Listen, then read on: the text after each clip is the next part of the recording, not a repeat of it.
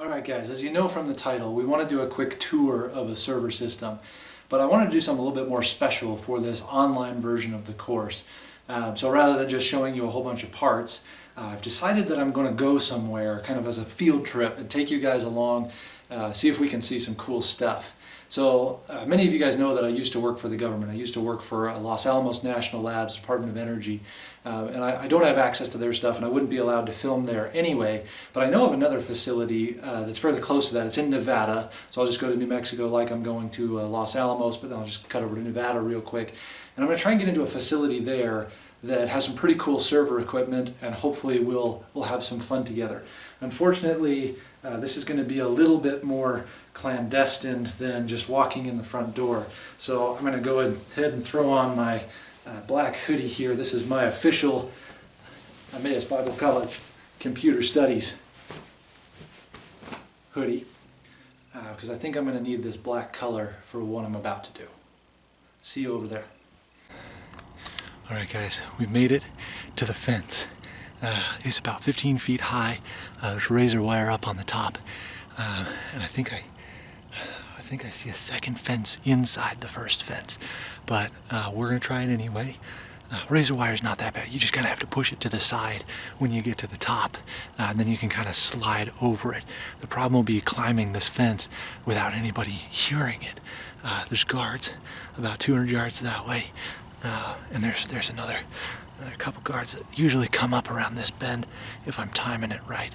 But I think if I just climb this fence quietly, get through the razor wire, over the next fence, then we should be inside.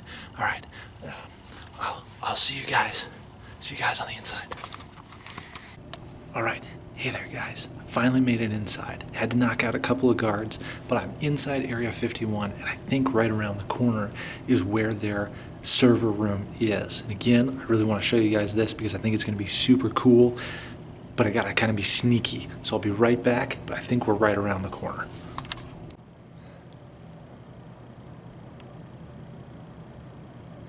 All right guys, I found it. Right behind me is the electrical room. Authorized personnel only. They've definitely got some top of the line, top secret servers hiding in here.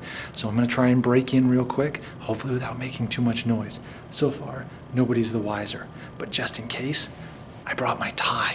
So if I get caught, I'll just tell them I'm one of the IT guys. I'll see you guys on the inside.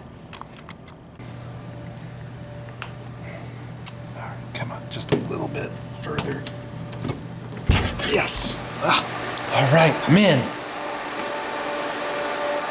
All right, I made it inside of the Area 51 network room, and I'm looking at the servers, and I'm actually kind of disappointed. They're not quite as cool as I thought they were, but let's go take a look at them, see if we can learn a little bit about server environments from this awesome Area 51 networking closet. All right, behind me, you can see a whole bunch of blinking lights. That usually means that servers are the most high-tech when there's blinking lights. Let's see if we can get a closer look at these particular servers. All right, let's look at these a little bit closer. You can see that we've got a 1U rack mount server here. Look at all those cool lights. That tells us that this server is really high-tech. You'll notice that we also have a 2U rack mount here. Notice how it's 2 times the height of this server up here, 1U and 2U. And lots of different drives across the front. These are hot swappable bays, which means that I can pull out those drives. Now these drives probably have government secrets and stuff on there, proof of aliens. But if I pop just one out and it's a RAID array, I won't get all of the data, so I'm not gonna do that. But check it out, even down here on the bottom, there's a 2U UPS, an uninterruptible power supply, probably making sure that all these servers stay up and running. What do we got over here? So we've got another rack. Ooh, this 2U server looks pretty important. It has smaller 2.5-inch hard drives mounted vertically rather than this one here, which has 3.5-inch hard drives mounted horizontally. Oh, that's kind of neat. Cool. We've also got some advanced networking, probably 100 gigabit networking in this kind of a facility all over the place. And look at that bundle of wires. That's probably the networking for the whole facility. That's the power. Hey there guys, sorry that I kind of dropped off in the middle there. I was hearing some noises, thought some guards were coming by, so I shut the video off, hid real quick. Then I ran away and I found another spot. So this looks like an IT room where they've got some servers that they're working on. So let's take a little look, see if we can dig around, maybe understand a little bit more about the hardware. Let's take a look real quick. All right, so it looks like we've got a 1U rack mount server here. It must be working on it because it's missing a couple of drives, but it does have some drives in there. So yeah, there's a nice 2.5-inch hard drive. Looks like a SAS connector, very similar to SATA, but just a little bit different. Top of the line stuff right there. Okay, so inside, let's see if we can get inside. Yeah, we're in. All right. So inside, let's see if we can notice some similarities and differences between our typical desktop system and this amazing server system. Well, you'll notice back here, these are the power supplies. They're actually broken. Oh, come on, get out of there. Okay. They're actually removable power supplies. Check that out. And there's 2 of them redundant, so if one of them dies, the system can still run, and then they can just swap out the bad power supply. Oh, that's really cool. All right, what else do we have? So you'll notice that we have 2 heat sinks up front here, 1 and 2.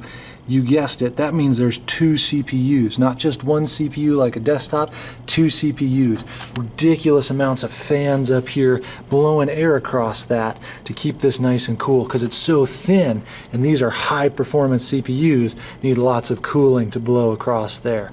What else do we have? We got some memory here. Looks like, let's see, 8 slots, 2 CPUs, 4 slots per CPU, 8 slots for memory. Oh, that's awesome. What else do we have here? So we've got this card back here. That's a weird looking card. It's got its own heatsink built into it. Why? Ooh, because it's a fiber card. So that's fiber networking, probably for some sort of advanced storage area network. So high performance, it's got its own heatsink built right into it. Pretty cool. Similarly, we got our chipset. Okay. Now notice the expansion slots on this particular card. You'll notice they're 90 degrees mounted so that you can still get a card into this configuration without it sticking up off of the motherboard too high. An expansion card would normally sit right into the motherboard, but that would make it too thick. So they've got these special 90-degree adapters so that we can get full-size cards in there. That's pretty awesome, pretty amazing. Oh, this is neat. Check this out. Hold on, let me get this thing off of here. All right, hey, there's USB ports built into the motherboard, inside the motherboard. Sometimes server operating systems are lightweight enough, you can run them off of a single USB key. And so that's what that's for. So you can run your operating system off a USB thumb drive, but inside the computer. And this cover that I just took off, wow, check this out. This is a RAID controller card. So it has its own CPU and its own memory module just for handling the RAID. Okay, so these cables here actually go to all of these hard drives up front, and that's what's going to control that high performance storage. Oh, this is so cool, guys. I'm getting excited by, oh, shh, I think I'm hearing more noises. Anyway, so this is a pretty sweet server. Let's look at the back I/O real quick. Okay, we noticed we had fiber internet over here. Sorry, trying to be quiet. I think there's guards coming by. Okay, I think they're gone. All right, but you'll notice that we have 2 other Ethernet network adapters here. So that's our standard networking. Here's our PS2 ports for our keyboard and mouse, VGA. No fancy connectors on these because all of the power here is on internals. Okay, those services that we're offering are usually network services, so we don't really care about the fancy stuff because all the power is right here in that CPU and memory. This is probably, let's see, 32, 64, 96, 120. There's probably 128 gigabytes of memory. These are probably 64 core CPUs. Yeah, this thing is pretty awesome. Cool. All right, I'm going to see if I can get out without getting caught. Otherwise, we won't be able to upload this footage. All right, guys, made it out. I ended up having to use my tie. Somebody spotted me, but I showed them my tie. They totally bought that I was a scientist, and now I'm on my way out.